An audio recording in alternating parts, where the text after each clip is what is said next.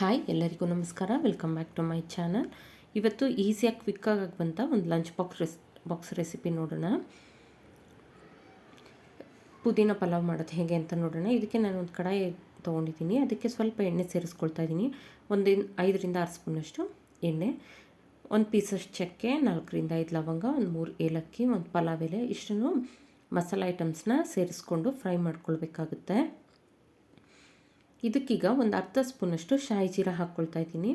ಶಾಯಿ ಜೀರ ಇದ್ದರೆ ಹಾಕ್ಕೊಳ್ಳಿ, ಇಲ್ಲಾಂದರೆ ಸ್ವಲ್ಪ ಸೋಂಪನ್ನು ಹಾಕ್ಕೊಳ್ಳಿ, ಒಂದು 1/4 ಸ್ಪೂನಷ್ಟು. ಈಗ ಇದಕ್ಕೆ ನಾನು ಒಂದು ಈರುಳ್ಳಿನ ಸಣ್ಣ ಉದ್ದಕ್ಕೆ ಹೆಚ್ಚಿಟ್ಟಿರೋದನ್ನು ಹಾಕ್ಕೊಳ್ತಾ ಇದ್ದೀನಿ. ಹಾಕ್ಕೊಂಡು ಸ್ವಲ್ಪ ಫ್ರೈ ಮಾಡಿಕೊಂಡು ನಂತರ ಇದಕ್ಕೆ ಖಾರಕ್ಕೆ ಎಷ್ಟು ಬೇಕಾಗುತ್ತೆ ಅಷ್ಟು ಹಸಿರು ಮೆಣಸಿನ್ಕಾಯಿ ಸೇರಿಸ್ಕೊಳ್ಳಿ. ಈ ರೈಸ್ ಪಾತಿಗೆ ನೀವು ಹಸಿರು ಮೆಣಸಿನ್ಕಾಯಿ ಸೇರಿಸ್ಬೇಕು, ಇಲ್ಲಾಂತಂದರೆ ಕಲರ್ ಚೇಂಜ್ ಆಗುತ್ತೆ.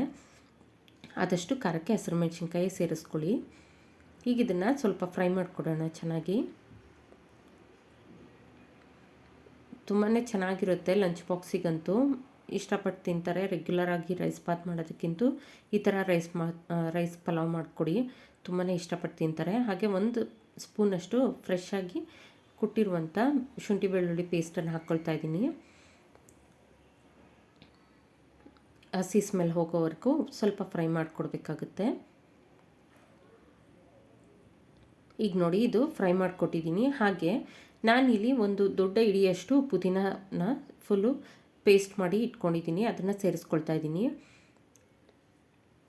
ಪುದೀನನ ಚೆನ್ನಾಗಿ ಮಿಕ್ಸರ್ ಜಾರಿಗೆ ಹಾಕಿ ಸ್ವಲ್ಪನೇ 1-2 ಸ್ಪೂನಷ್ಟು ನೀರು ಹಾಕಿ ರುಬ್ಕೊಂಡ್ರೆ ಈ ಥರ ಪೇಸ್ಟ್ ರೆಡಿ ಆಗುತ್ತೆ. ನೀವು ಹಸಿರು ಮೆಣಸಿನ್ಕಾಯಿ ಸಹ ಬೇಕಿದ್ದರೆ ಈ ಪುದೀನ ಪೇಸ್ಟ್ ಮಾಡಬೇಕಾದ್ರೆ ಪೇಸ್ಟ್ ಮಾಡ್ಕೊಳ್ಬೋದು. ನೋಡಿ, ಈ ಥರ ಫ್ರೈ ಮಾಡಿಕೊಡ್ಬೇಕು. ಹಾಗೆ ಇದಕ್ಕೀಗ ಸ್ವಲ್ಪ ಗರಂ ಮಸಾಲ ಸೇರಿಸ್ಕೊಳ್ತಾ ಇದ್ದೀನಿ, 1 ಸ್ಪೂನ್ನಷ್ಟು.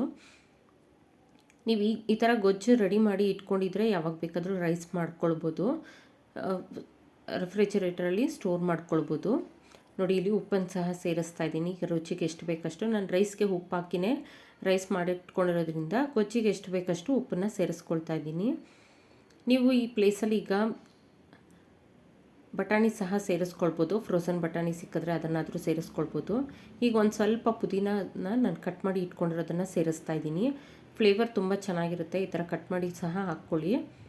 ಇದು ಎಣ್ಣೆ ಎಲ್ಲ ಚೆನ್ನಾಗಿ ಬಿಡೋ ತನಕ ಫ್ರೈ ಮಾಡ್ಕೊಳ್ಬೇಕು. ನೋಡಿ, ಈಗ ಎಣ್ಣೆ ಎಲ್ಲ ಚೆನ್ನಾಗಿ ಬಿಟ್ಟಿದೆ.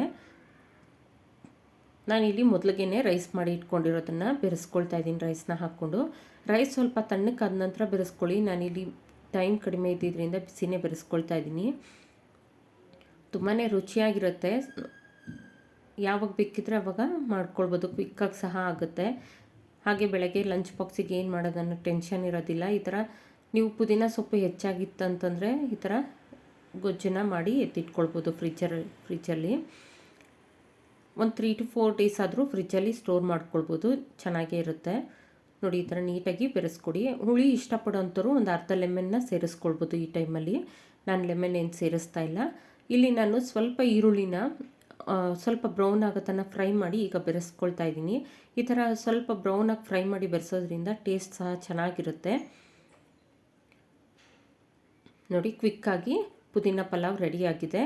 ಯಾರಿಗೆಲ್ಲ ಈ ವಿಡಿಯೋ ಇಷ್ಟ ಆದಲ್ಲಿ ಲೈಕ್, ಶೇರ್ ಆ್ಯಂಡ್ ಸಬ್ಸ್ಕ್ರೈಬ್ ಮಾಡಿ. ಹಾಗೆ ಕಮೆಂಟ್ ಮಾಡಿ ತಿಳಿಸಿ. Thank you for watching. Follow for more videos.